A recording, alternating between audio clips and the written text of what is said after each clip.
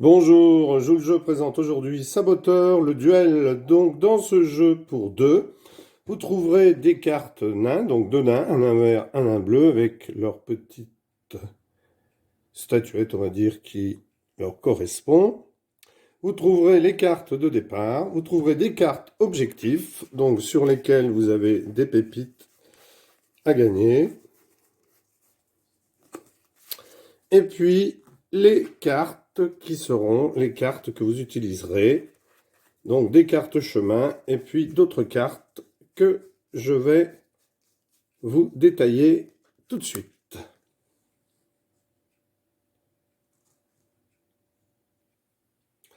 Donc dans ce jeu, vous trouverez des cartes chemin avec ici un tunnel. Parfois, vous aurez une porte qui peut être verte ou bleue et puis vous aurez un troll. Vous aurez aussi deux cartes avec des échelles. Vous aurez des cartes avec des petits logos rouges, ce qui veut dire que lorsqu'un joueur vous met cette carte, eh bien, vous ne pouvez plus avancer. Pour pouvoir avancer de nouveau, il vous faut mettre cette carte-là verte. Donc ici le chariot, ici la pioche, ici la lampe. Et la clé vous permet d'ouvrir une porte lorsque la porte n'est pas de la couleur de votre nain. Vous avez aussi des cartes avec deux symboles, sauf que lorsque vous l'utiliserez, vous ne pourrez en prendre qu'un seul sur les deux. Et puis ici, vous avez une carte qui vous permet de regarder une des cartes objectifs qui sera disposée sur la table. Et celle-ci, c'est une carte éboulement qui vous permet d'enlever une carte du chemin de votre adversaire. Lorsque sur le chemin, eh bien, vous trouverez une barrière, par exemple verte pour le joueur bleu, eh bien, il lui faudra jouer une clé et poser sur la barrière le petit symbole de la clé pour pouvoir passer sur ce chemin qui ne lui appartient pas puisque la barrière est verte. Donc là, à ce moment-là, s'il a une clé et qu'il a posé ce petit logo clé, eh bien, il pourra passer. Ensuite, vous avez des jetons qui vous permettront, dès que vous aurez une pépite, dès que vous rencontrerez une pépite, alors prenons une carte sur laquelle se situe une pépite, voilà par exemple celle-ci.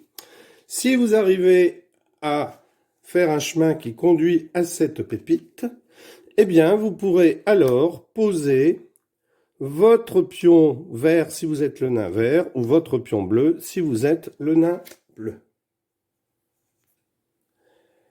Il ne reste plus maintenant qu'à mettre en place la partie, et pour cela vous avez une aide sur la règle de jeu. Donc ici, pour la configuration à deux joueurs, vous pouvez très bien installer comme ceci, et puis ensuite vous enlevez toutes les cartes grises.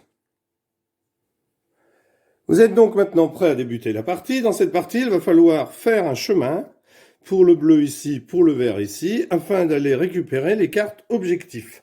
Donc vous allez distribuer 6 cartes à chaque joueur. Donc ici, pour l'explication, je vous ai mis les 6 cartes de ce joueur-là ici et les 6 cartes de ce joueur-là ici. Lorsque les joueurs ont leurs cartes dans la main, eh bien, ils peuvent commencer à jouer. Ils ont donc pour cela plusieurs actions possibles.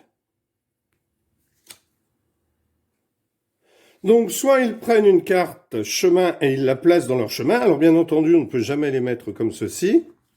On est toujours obligé de les mettre dans ce sens-là. Donc, c'est sa première action. Deuxième action, il peut poser à l'adversaire une carte qui l'empêche de jouer. Donc ici, eh bien, il lui poserait une lanterne éteinte. Donc, pour que l'autre puisse se libérer, il lui faudrait soit cette carte-là, mais il n'utiliserait que la lanterne et elle serait perdue pour la pioche, soit une carte sur laquelle il y aurait juste une lanterne verte.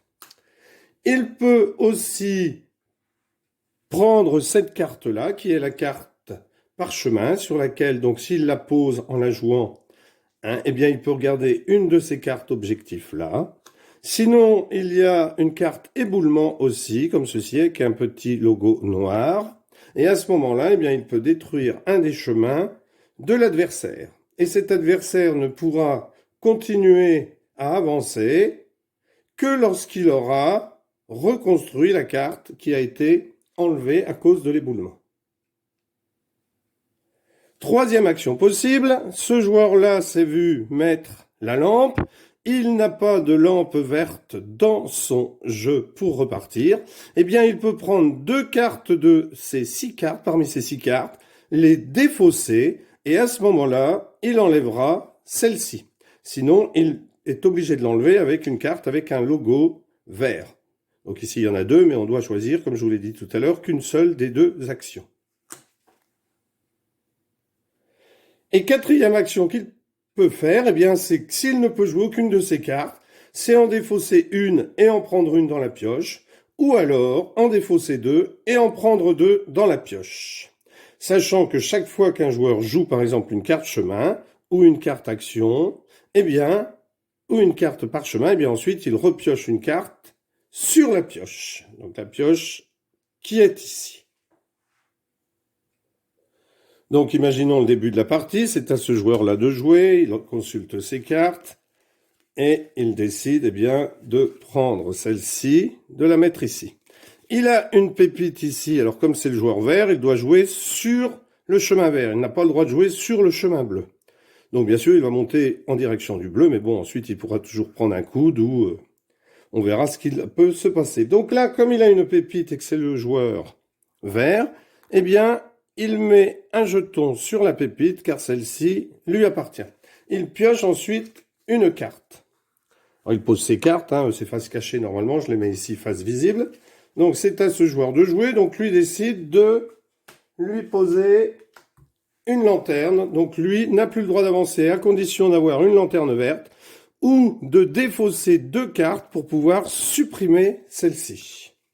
Alors le joueur a joué, il pioche une carte. C'est donc à ce joueur de jouer. Il n'a pas de verte, donc celle-ci reste devant lui. Il n'a pas de verte pour la lampe, donc il doit soit défausser 2 cartes, soit pour supprimer celle-ci, soit eh bien, il décide de défausser une carte pour pouvoir piocher une autre carte, en espérant tomber sur une carte verte par exemple. Mais lui n'a plus le droit de jouer tant que cette carte est devant lui. Donc il décide par exemple de défausser une carte et d'en piocher une.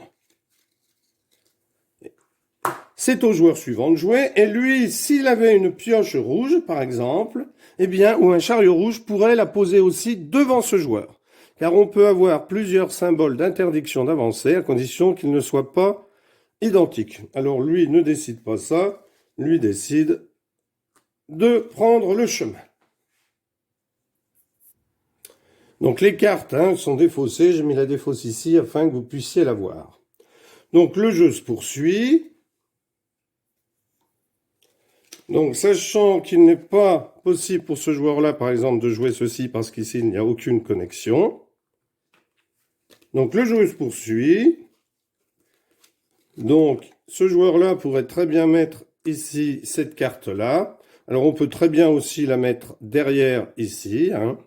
Donc ce joueur-là pourrait mettre cette carte-là. Aucune incidence pour lui, il est vert, la barrière bleue est ici. Si elle avait été de ce côté, eh bien pour passer, il lui faudrait une clé.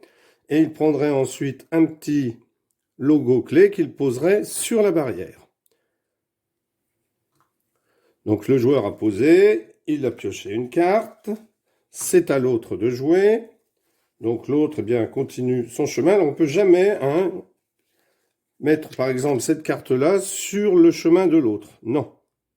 S'il y avait une carte comme ça par exemple, oui, après on a le droit de mettre celle-ci qui bloquerait ce joueur-là, qui serait ensuite obligé de passer soit par là, soit par derrière.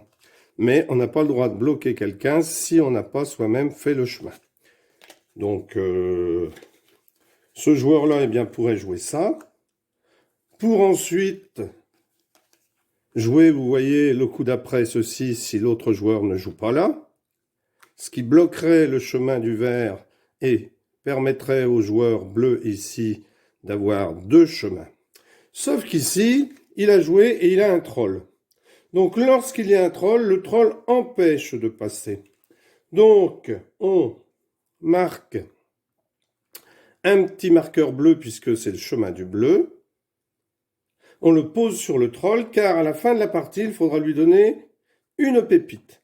sachant que ce troll ne rend pas la monnaie. Donc si on récupère une carte avec 3 pépites et qu'on doit lui en donner une, eh bien on est obligé de lui donner la carte des 3 pépites. Donc les cartes de pépites avec des pépites se trouvent sur les cartes chemin, mais surtout sur les cartes objectifs. Alors c'est au joueur vert de jouer, il décide de jouer cette carte, donc qui lui permet d'avancer en direction de l'objectif, mais par contre, qui donne au joueur bleu une pépite. Donc comme le joueur bleu a une pépite sur son chemin, eh bien il pose un petit pion bleu sur la pépite. Alors la partie se termine lorsqu'il n'y a plus de cartes dans la pioche, ou alors lorsqu'il n'y a plus de petits pions bleus ou verts à poser sur le jeu. Alors c'est la première manche, puis ensuite on redispose les cartes pour faire une deuxième manche avec d'autres cartes objectifs, celle-ci étant remise dans la boîte. Donc on se retrouve ensuite un peu plus loin dans la partie, c'est au joueur ici bleu de jouer, il a joué cette carte. Donc il a joué l'échelle, ce qui veut dire que ici, eh bien, il peut directement se retrouver là, même si par exemple il y a un éboulement. Donc si l'autre joueur avait joué un éboulement et enlevé cette carte-là par exemple, comme ici l'échelle de départ il en a mis une autre, eh bien on peut supposer qu'il y a un tunnel dessous, donc l'éboulement n'y a rien fait, et il peut donc se retrouver ici. Alors il joue cette carte-là sans avoir forcément réparé l'éboulement puisqu'il a cette carte échelle. Mais là, il se trouve confronté à une porte verte, une barrière verte. Donc là, il ne peut pas retourner la carte objectif tout de suite car pour pouvoir ouvrir la barrière, comme c'est le joueur bleu et qu'il a une barrière verte, il lui faudra avoir une clé. Donc une clé que vous trouverez dans les cartes, ici. Donc une clé que j'avais tout à l'heure, voilà, non, ça c'est la pioche. Voilà, donc une clé. Donc si le joueur a cette clé, il pourra la jouer au tour suivant, mettre la clé ici sur la barrière, car elle n'est pas de sa couleur. Alors le joueur vert, s'il avait eu une connexion ici, aurait très bien pu passer sans la clé puisque il est vert. Bon là, il ne peut pas puisqu'il n'y a pas de connexion de chemin. Donc le joueur a joué, il a réussi à avoir une clé qu'il a donc posée dans la défausse, puisque toutes les cartes dont on se sépare, on les pose dans la défausse, ce qui amenuise le tas de pioches. Et comme je vous l'ai dit, à la fin, quand il n'y a plus de pioches ou quand il n'y a plus de petits jetons à poser, eh bien la manche est terminée et on regarde les pépites que l'on a récoltées, les trolls à payer s'il y en a à payer. Donc là, il retourne sa carte. Donc, je n'ai pas le droit de la mettre comme ceci. Il faut que je la connecte. Donc, je la connecte comme ceci. C'est le joueur bleu qui a ce chemin. Donc, il pose son jeton sur les pépites qui lui reviendront à la fin. Et les pépites seront gardées. Dans chaque camp, on gardera les cartes avec les pépites. On ne les remettra pas en jeu pour la manche suivante dans le tas de cartes. Voilà pour l'explication de Saboteur le duel. Si vous voulez de plus amples renseignements, eh bien n'hésitez pas à marquer, à l'écrire en commentaire. Et puis n'hésitez pas à vous abonner. Au revoir.